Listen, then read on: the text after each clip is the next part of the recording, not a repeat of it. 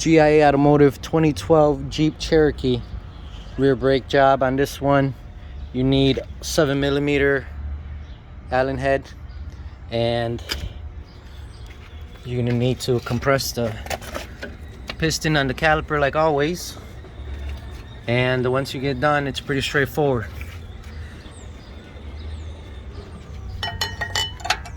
This was on the outside, that sits on there, and this one squeezes onto there like this.